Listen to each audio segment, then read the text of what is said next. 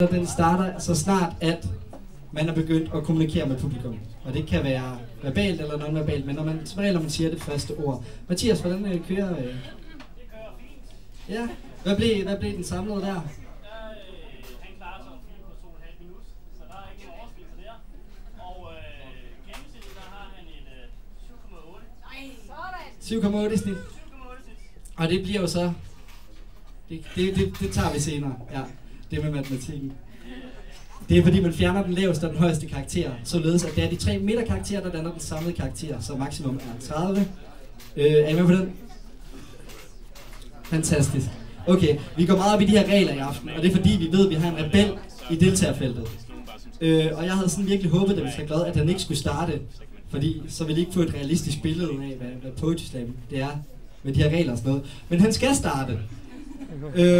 Og regler er jo til for at blive brudt, men Tobias Dallager, giv ham en hånd.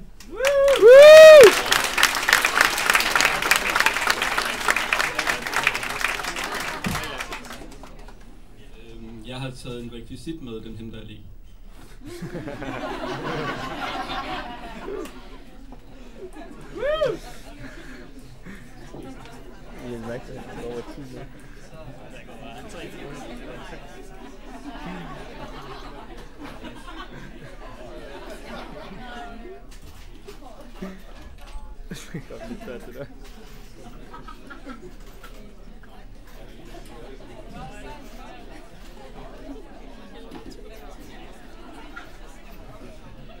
Ifølge mine cykelforhandlere, så det jeg laver lige om lidt, så det er ikke særlig sikkert.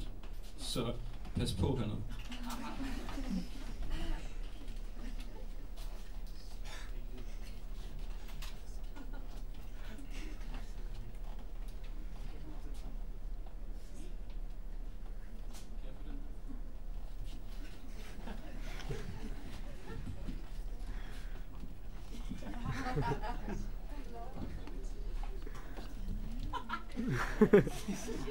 Tusind tak, Mathias.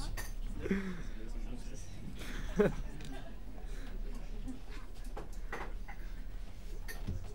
var så helt forkert, Mathias.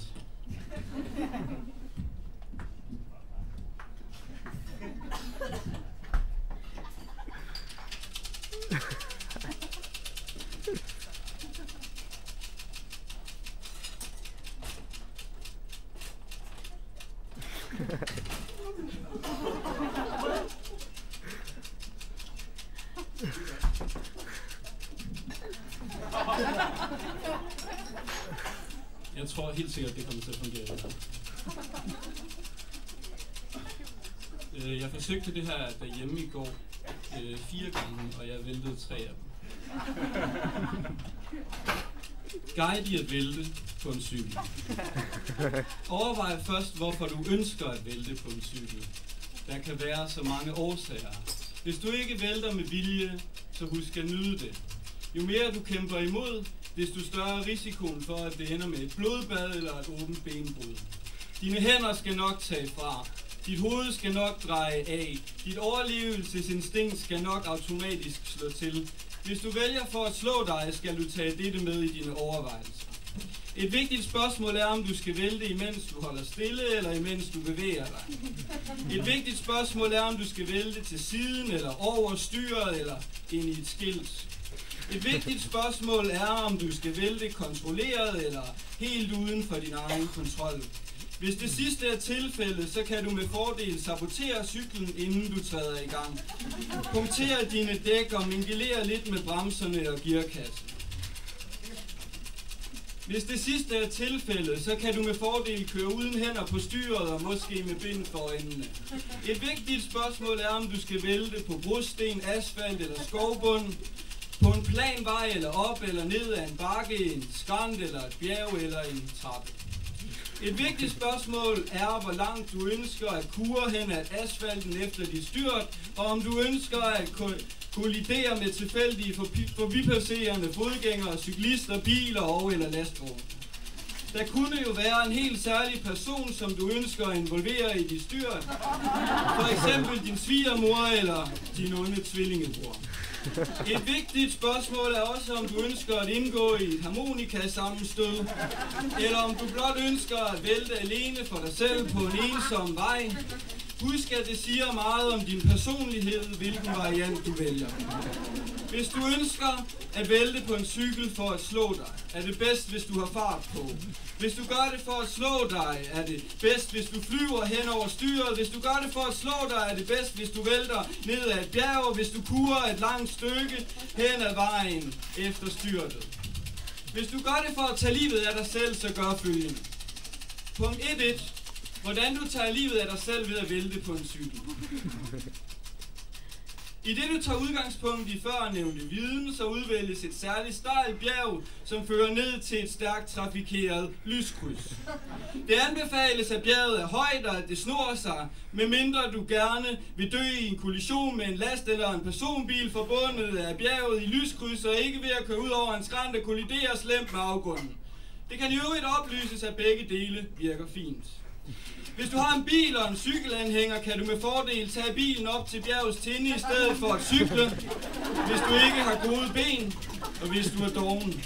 Det fremskynder til med processen, og bevirker i øvrigt, at du stadig har masser af kræfter tilbage til at træde hårdt i pedalerne ned ad bjerget.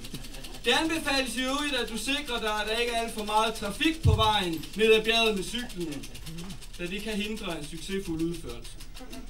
Derpå tager du tilløb, tager en dyb indånding og træder så tungt, som du kan.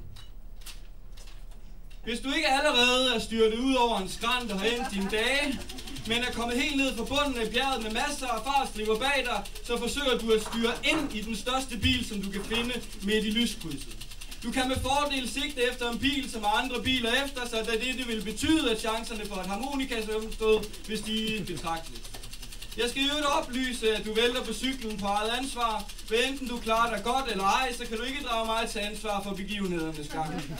Punkt 2.1. Hvordan man skader helt bestemte kropsdele ved at vælte på en cykel.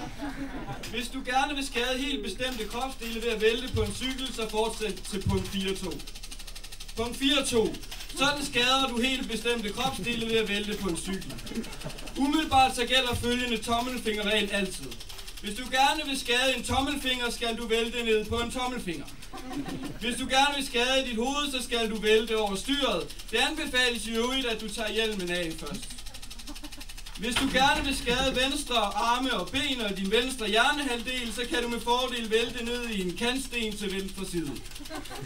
Hvis du gerne vil skade underlivet, så kør med gevaldig hastighed over en rampe, svæv højt og sørg for at lande med skridtet ned mod sædet. Det spreder glæde.